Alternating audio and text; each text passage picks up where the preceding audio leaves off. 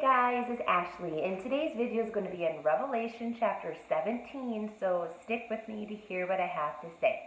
Alright guys, so Revelation 17 is going to be an angelic explanation. We just got done with Revelation 16, and that was the bowls, and those are definitely in chronological order. So the angel is now pausing and is going to tell John some more things about harlot of Babylon, which is probably a newer concept for us, as well as the Antichrist. So bear with me. I know I'm going to probably be like stepping a little bit. I'm standing right now. We are moving in about a week and a half, and so like everything is getting packed, and so I'm going to have to improvise with my video locations. And so just bear with me. I'll try to stand still, but I am standing and not sitting, so sometimes that can be a little hard. All right, so with harlot of Babylon and the Antichrist, that is going to be what Revelation 17 is all about, as well as Revelation 18. So I'm going to give you a little backdrop because that will help you out. Now, remember, with this little timeline of ours, I just pretty much just drew it out real quick. The end times is about a 7-year period. And the first 3.5 years is pretty much a peace and safety time.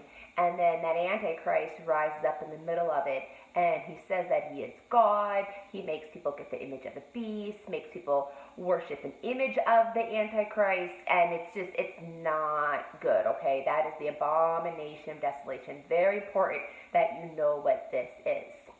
Now, if you think about it, if just randomly someone says, you need to worship me, I'm God, would probably be kind of hard for people to wrap their minds around that. You'd have some people that would follow that, but we've got so many different religions right now, and a lot of people are set in their ways. And so how I see harlot of Babylon is going to be this evil economic and religious system, okay?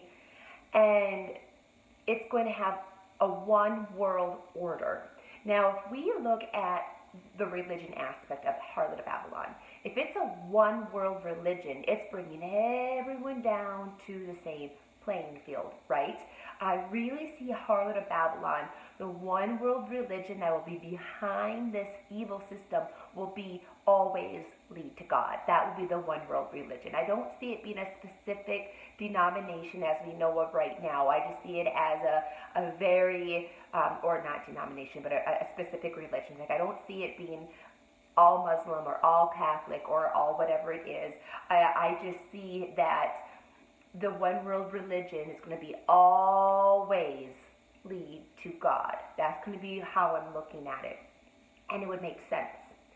If this evil system can get everyone down in the same playing field and they all believe that always lead to God, then when the Antichrist rises up and says that he is God, it's going to make it easier for people to follow him.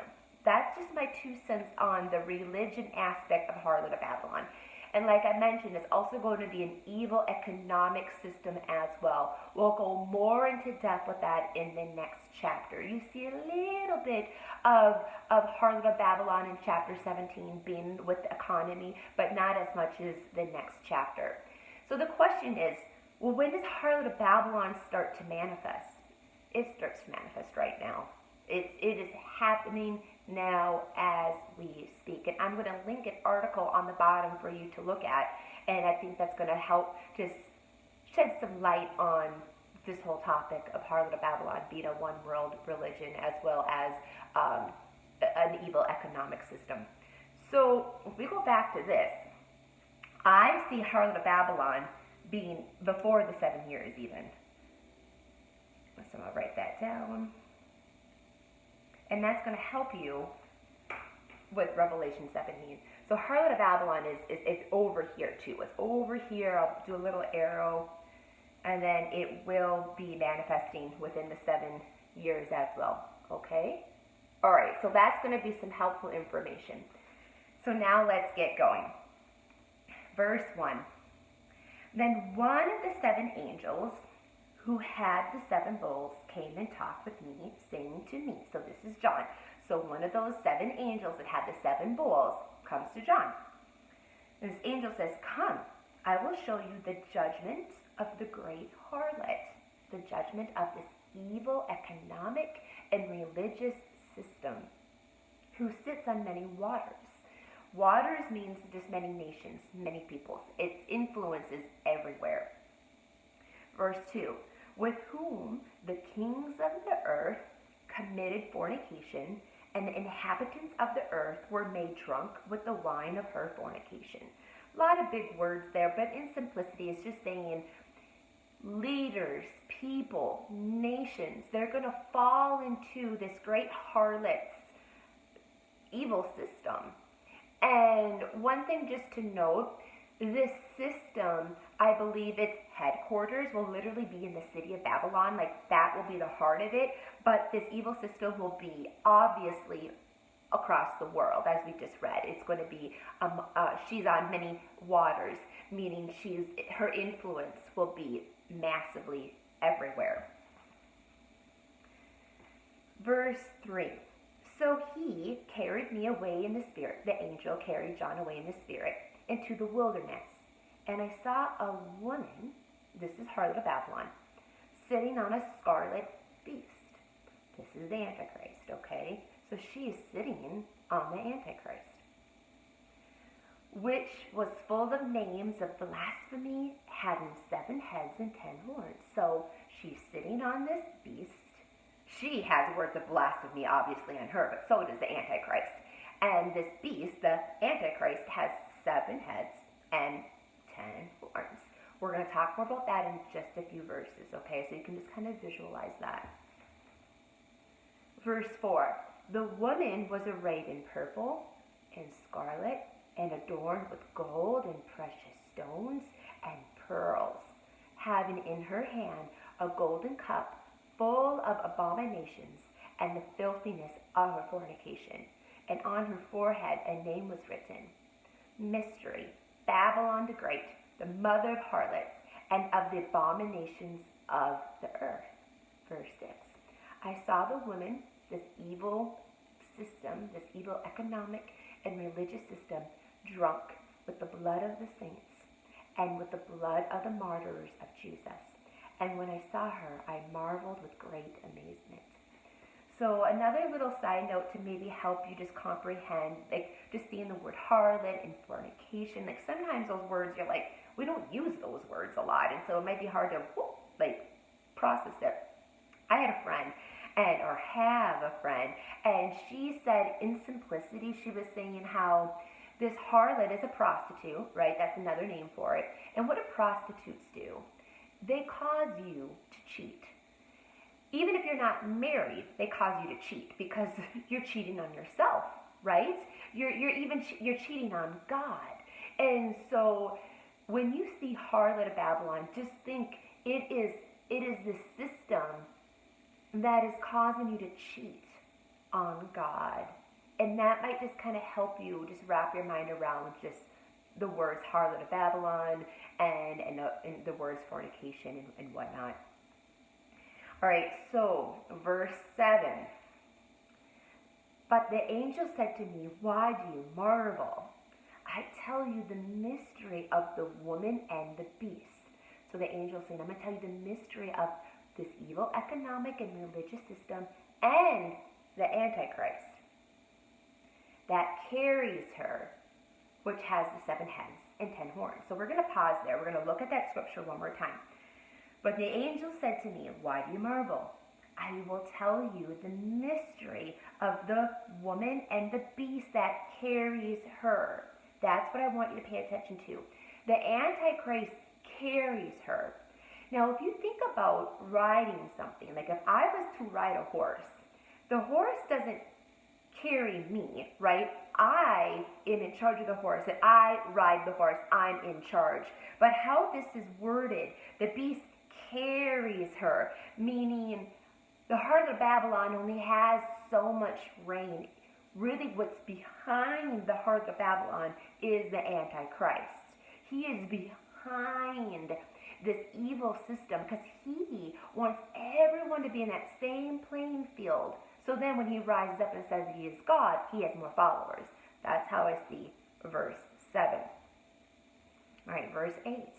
The beast, the Antichrist, that you saw was and is not, and will ascend out of the bottomless pit and go to perdition. And those who dwell on the earth will marvel, whose names are not written in the book of life from the foundation of the world, when they see the beast that was and is not and yet is.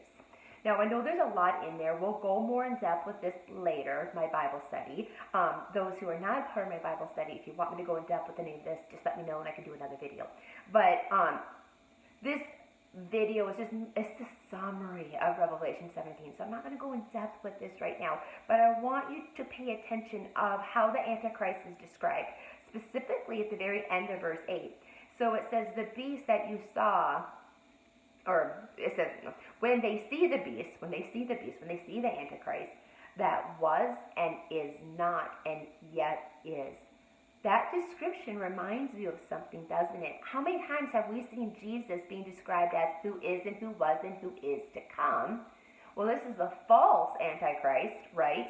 Or the false Christ, he's the Antichrist. And he is described as that was and is not and yet is. It's very interesting, the parallelism between those two descriptions. Just something just to chew on. All right, verse 9. Here is the mind that has wisdom. The 7 heads are 7 mountains on which the woman sits. All right, and then it says, verse 10, these are also 7 kings. So we're going to now talk about these 7 heads, these 7 mountains, these 7 kings. So what is this? How I am leaning towards these 7 heads is going to be 7 world empires that have persecuted Israel or will persecute Israel. So I made a little cheat sheet. If you want this, email me and I can send it to you. But if you look at this right here, you can just, I'm going to fold it one more time so you don't get confused by my typing, because I was making notes on stuff. Always making notes so I can study well. Okay, so if you look at this right here, these are the 7 world empires that have persecuted Israel, except for right here, okay? So just look at history, look at the Bible, and you'll see that this is very much true.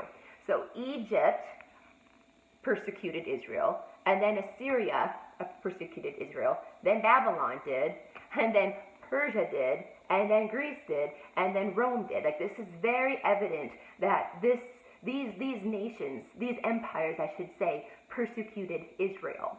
And there's going to be another one that comes up, and that's going to be the revised Roman Empire. I very much believe that there's going to be another world empire that rises up, and it's going to persecute Israel. It just hasn't come yet.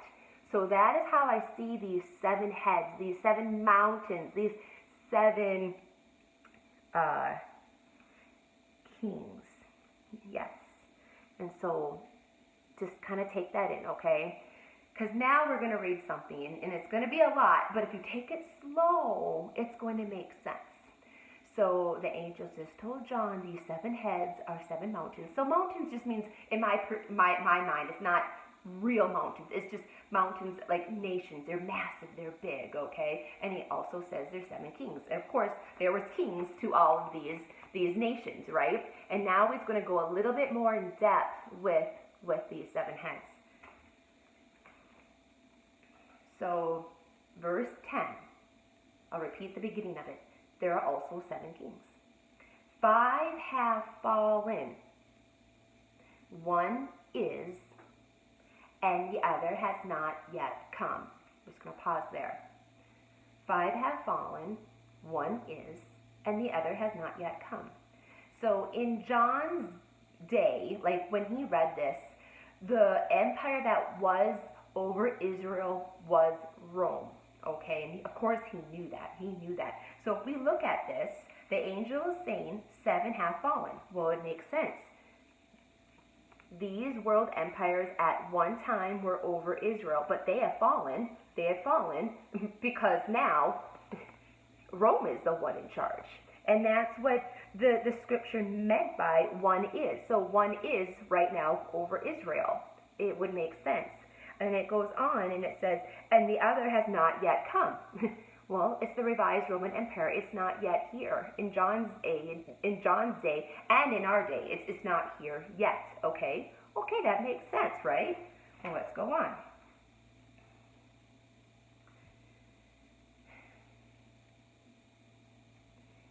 And then it says at the very end of verse 10, it says, and when he comes, he must continue a short time. So it's this nation, and it's also the Antichrist. And so when it comes, that revised Roman Empire and the Antichrist, when it comes, he has a short time. And we've seen that in other places in Scripture as well. So that's the Antichrist. He's in rulership for just a while. All right? Verse 11. The beast that was and is not is himself also the eighth, and is of the seven, and is going to perdition.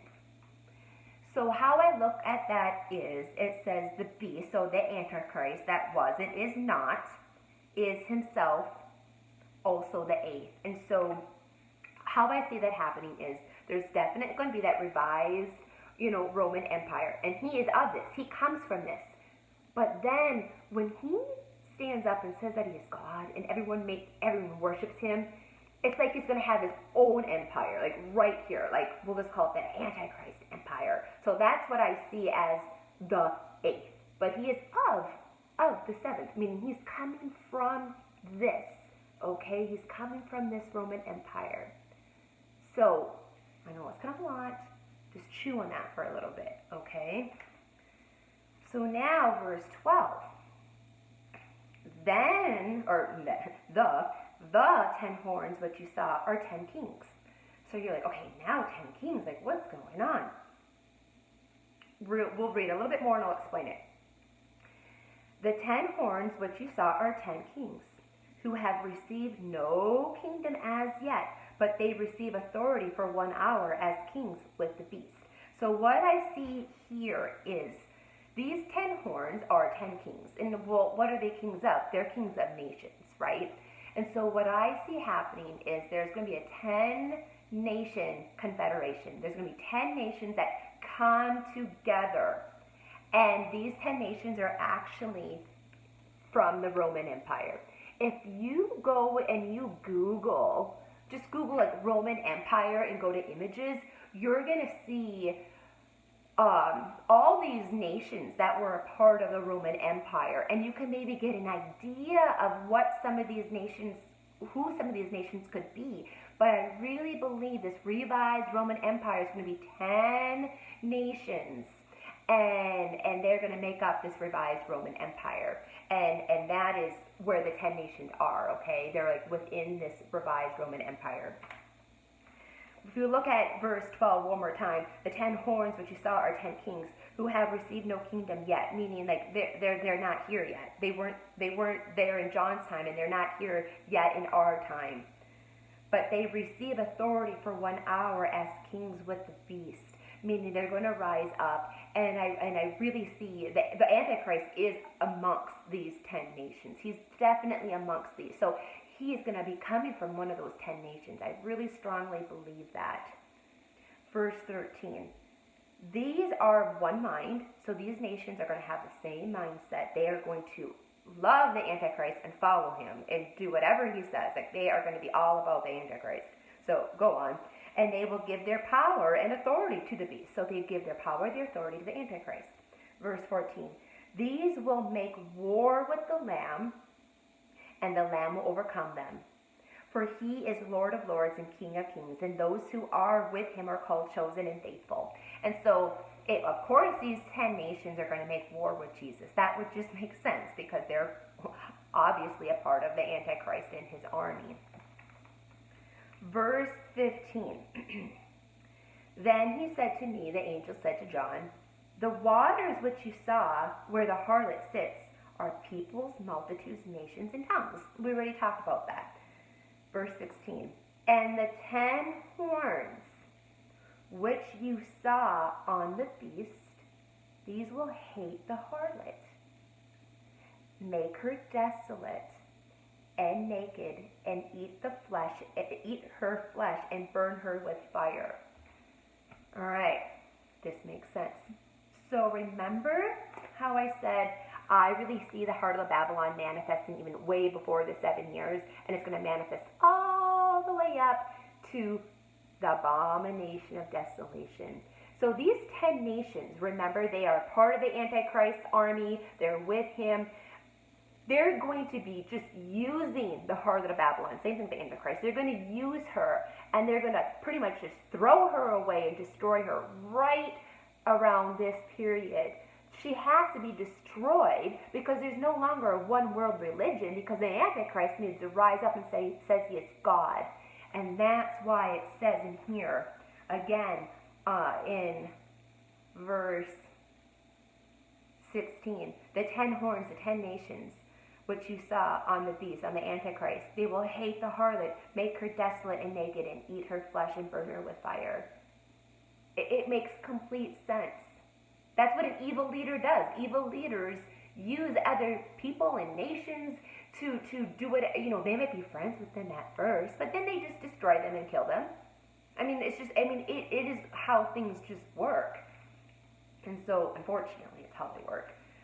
So verse 17, for God has put it into their hearts to fulfill his purpose. So he's put it in the hearts of these 10 nations to fulfill his purpose, to be of one mind and to give their kingdom to the beast, until the words of God are fulfilled. Verse 18, and the woman you saw is that great city. So that woman, that harlot of Babylon, is that great city. It is Babylon, like the city Babylon, but it's also obviously worldwide and manifest throughout the whole world. But 18, and the woman whom you saw is that great city which reigns over the kings of the earth. Wow, right? And so there we go. We're done with Revelation 17. And so in a nutshell, the harlot of Babylon is this evil economic and religious system. Really what we just read here was some of the harlot of Babylon, but more than anything, we really were getting some more input on the Antichrist, who's going to be with him, and how they are going to destroy the harlot of Babylon. Now, in the next chapter, chapter 18, we're going to see more details specifically with harlot of Babylon and just this evil economic system that she is. So with that said, my question, how do you see harlot of Babylon occurring right now? How do you see this evil one world religion and economic system brewing? So I will tell you what I'm thinking. So the article that I'm going to send is going to be linked below. Just read that. And that is the religious aspect of the harlot of Babylon. I see it manifesting. And then with the economic part, it's just interesting. As I clean out my dad's house and I'm going through all of his things and I'm determining like what to sell or what to give away, and then also I have my own personal stuff like back at like in the storage unit, like where I'm from. Like I'm just thinking of all this stuff, right? I've been on Marketplace and things like that because I need to sell things, and I'm like, there's so much stuff. Like there's stuff everywhere. And then I just like I go on like YouTube and they'll just all of these things, like all these beauty products, and I mean there's just stuff. And so with the economic part of harlot of Babylon, especially America, like we can be so materialistic, right? I mean, people will spend thousands of dollars just on a pair of jeans or just on a pair of shoes, and it's just so sad. And so with the economic piece, I unfortunately see it so much in America, and just the need for things. And so that's how I see it brewing right now economically. And then with the religious aspect, like I said, check out the article. All right, guys, God bless. Have a wonderful day. Bye.